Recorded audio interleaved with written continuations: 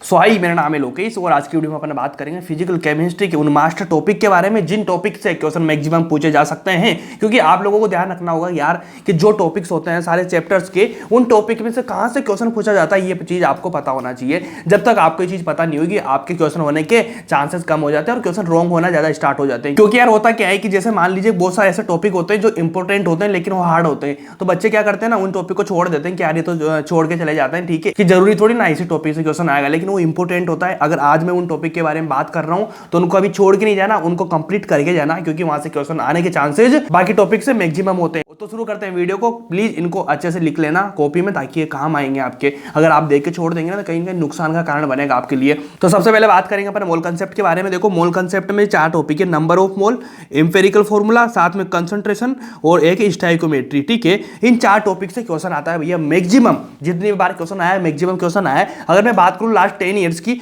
तो 10 ईयर्स में से भैया टोटल क्वेश्चन आए हैं, इसमें से मोल कंसेप्ट में से 11 क्वेश्चन आए हैं। कितने? 11 क्वेश्चन अभी तक 10 साल में पूछे गए हैं, जिनमें से 4 टॉपिक मैंने बताए इनमें से पूछे गए हैं भैया 9 बार। इन 4 टॉपिक से 11 से 9 बार पूछा गया। 2 बार था जो अदर से क्वेश्चन आया है। तो मेरा मतलब है कि आपको पढ़ना तो सब कुछ ही है, लेकिन इन 4 टॉपिक को अच्छे से कर लेना है, एकदम मास्टर बना लेना है इन टॉपिक, क्योंकि जब भी क्वेश्चन आएगा आपका यहाँ से रॉन्ग होना नहीं चाहिए। ठीक है, तो अगर मैं बात करूँ सोल्यूशन की तो भैया सोल्यूशन और मोल कंसेप्ट क्या दोनों मिले जुले टॉपिक है ना। इनमें से क्वेश्चन क्या है दोनों का, अगर आप दोनों को आना जरूरी है, क्योंकि क्वेश्चन इधर उधर से हो जाते हैं, कहीं ना कहीं आधा कंप्लीट चीजें उसमें दे रखी, आधी चीजें इधर दे रखी है। तो मोल और सॉल्यूशन दोनों मिला के क्वेश्चन बन जाते हैं। तो ध्यान रखना, अगर सॉल्यूशन में भैया क्वेश्चन आया तो हेनरी लॉ से आया, कोलिगेटिव प्रॉपर्टी से आया और वन टॉप फैक्टर से आया है। ये 3 ही टॉपिक है इसमें जहां से मैक्सिमम बार क्वेश्चन पूछा गया है। क्वेश्चन पूछा गया है सॉल्यूशन से टोटल अगर 10 सालों की मैं बात करूं तो 14 बार क्वेश्चन आया है।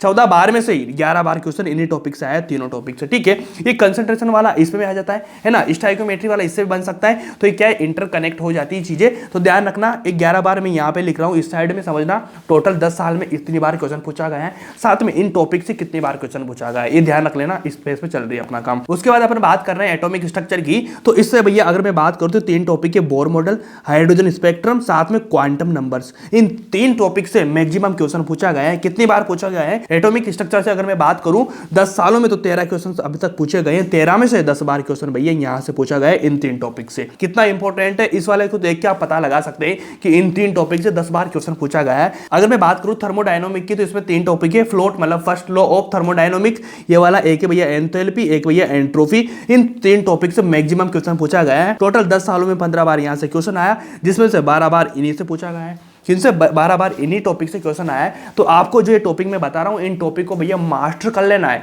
बिल्कुल क्वालिटी से। क्योंकि अगर आपको लगता है कि ये मेरे को नहीं आता है या फिर ये हार्ड लगता है आपको, तो उसको कहीं से भी पढ़ो, कुछ भी करो, लेकिन इनको तो हार्डली आपको बिल्कुल स्ट्रॉन्ग करना है, क्योंकि क्वेश्चन यहाँ से पूछा जाएगा और क्वेश्चन पूछा जाएगा। अगर आप नहीं करेंगे तो बाकी लोगों से पीछे आप रह जाएंगे। ध्यान रखना, इन टॉपिक को मास्टर बनाओ। दिन सारा चैप्टर तो आपको पढ़ना ही है, लेकिन इनको क्या स्पेशली आपको ट्रीटमेंट देना है। तो बात करें अपन अगर सॉलिड स्टेट की तो इसमें पूछा जाएगा भैया यूनिट सेल से, पैकेजिंग से और साथ में इम्परफेक्शन से। ठीक है ना, त्रुटियां वगैरह आती है ना, हिंदी में बोलते हैं त्रुटियां, इम्परफेक्शन वगैरह। ये 3 टॉपिक से क्वेश्चन पूछा जाता है।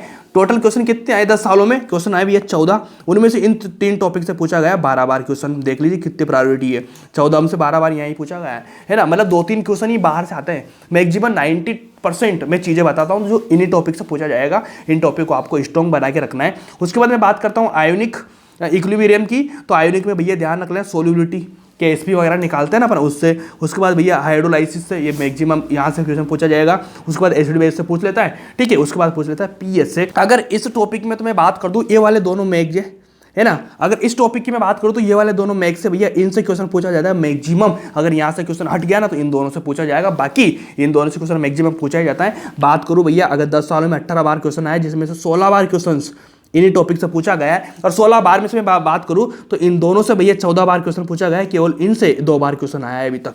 ठीक है, तो ये वाला बहुत इंपॉर्टेंट है सोल्यूबिलिटी और हाइड्रोलाइसिस। तो बिल्कुल आपको कंटेस्ट याद होना चाहिए, एक एक पॉइंट से आपको कैसे भी क्वेश्चन पूछ ले, तोड़ मरोड़ के आपको क्वेश्चन आ जाना चाहिए। बेस्ट वे है आपका बिल्कुल परफेक्ट बनाने के, सिलेक्शन लेने के लिए। क्योंकि याद रखना, ज्यादा पढ़ने से सिलेक्शन नहीं होता भैया, सेलेक्टेड चीजें पढ़ो जिनको स्ट्रॉन्ग बनाओ। अब मेरा कहने का मतलब इतना है कि ज्यादा पढ़ने का मतलब इतना सा होता है कि सब कुछ पढ़ने से सब कुछ चीजें याद में नहीं होती है भैया। तो अपने को कुछ चैप्टर ऐसे होना चाहिए, कुछ टॉपिक ऐसे होना चाहिए जो अपने मास्टर होना चाहिए। उन मास्टर से क्या होता है ना, कभी कभी क्या होता है भैया सारे कुछ से क्वेश्चन नहीं पूछे जा सकते हैं, मैक्सिमम जगह होती है जहां से क्वेश्चन पूछा जा सकता है। अगर उनको पढ़ेंगे ना अपन तो अपना काम बाकी लोगों से आगे निकल सकते हैं, बिल्कुल गारंटेड बोल रहा हूँ। तो ये वही सीरीज चल रही, इनको लिख लेना, इनको मास्टर बनाना नहीं आता है कैसे पढ़ो, लेकिन करना ही है इनको, क्योंकि क्वेश्चन यहीं से आएगा। पूरा चैप्टर अगर आपको नहीं आता, अगर ये वाले टॉपिक आपको आते हैं ना तो आपका क्वेश्चन हो जाएगा। पूरा चैप्टर आओ या नहीं आओ उससे कोई मतलब नहीं है, ठीक है। अब नेक्स्ट चैप्टर अपना केमिकल इक्विलिब्रियम, तो इससे तो भैया इक्विलिब्रियम कांस्टेंट से क्वेश्चन आएगा। एक ही लास्ट से पहले जो प्रिंसिपल है अपना, इनसे क्वेश्चन पूछा जाएगा। इनसे मैं बात करूँ 11 बार क्वेश्चन आया टोटल 10 सालों में,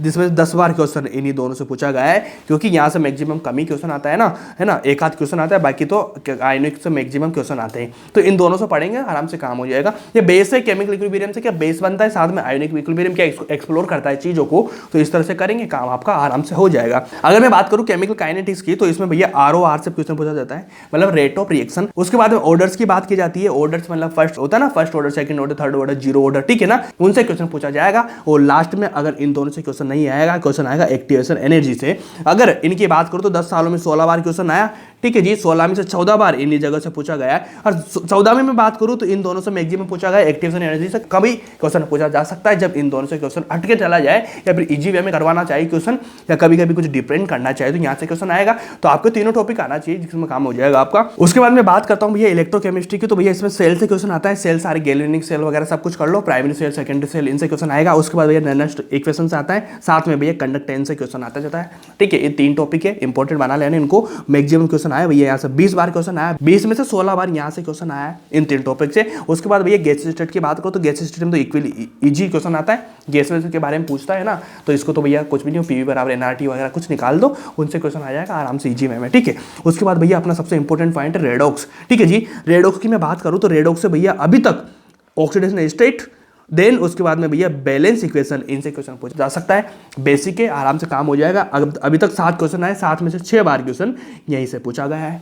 क्या आसान है? क्या बिल्कुल आसान है, आप कर लेंगे, कोई दिक्कत नहीं। ऑक्सीडेशन स्टेट निकालना आपको आता है, बैलेंस करना आपको आता है, ये तो यहाँ से तो फ्री का नंबर होता है, मान लो आप। उसके बाद अगर मैं बात करूँ सरफेस केमिस्ट्री का, तो भैया देखो कोलाइड से, इमल्सन से और मिसाइल से, इनसे क्वेश्चन आता है। और उसके बाद बात करूँ तो एब्जॉर्बेशन से क्वेश्चन आता है, ठीक है। इनसे क्वेश्चन आएगा, 2 ही टॉपिक है, इनको आसानी कर लो। तो थ्योरेटिकल पॉइंट है, तो थ्योरी वाला पोर्शन है ना, तो इसको तो अच्छे से NCERT कर लेना, थ्योरी से काम हो जाएगा आपका, कोई दिक्कत वाली बात नहीं है। क्वेश्चन भैया 12 क्वेश्चन आया अभी तक, जिसमें से 9 क्वेश्चंस इनसे पूछा गया, क्योंकि थ्योरी वाला पोर्शन है ना, तो थ्योरी में कहीं से भी क्वेश्चन पूछ लेता है, तो इसमें थोड़ा सा कम हो गया, 12 में से 9, नहीं तो 1-2 क्वेश्चन ही बाहर होते हैं, अपन जो पॉइंट बता देते हैं, ठीक है। तो कोई दिक्कत वाली बात नहीं, थोड़ा थ्योरी वाला पार्ट है, इसको कर लेना, बस इतना ही था। 12 चैप्टर अपने कंप्लीट हो चुके हैं फिजिकल केमिस्ट्री में। बस इन टॉपिक को स्ट्रॉन्ग बना लेना, है ना, बेहतरीन बना लेना। ये जो टॉपिक दे रखे हैं मैंने बहुत बेहतरीन, इनको करो यार, इनको लिख लेना, लिखने के बाद ही आपकी चीजें सुधरेगी। कभी कभी आपको लगता है कि कोई सा चैप्टर हार्ड है, अगर हार्ड चैप्टर है ना भैया, तो उस चैप्टर में से आपको इन टॉपिक को निकाल के इनको कर लो, बेहतरीन कर लो, इसके PY कुछ कर लो, इसके NCERT कुछ क्वेश्चन कर लो, आपका चैप्टर मास्टर हो जाएगा।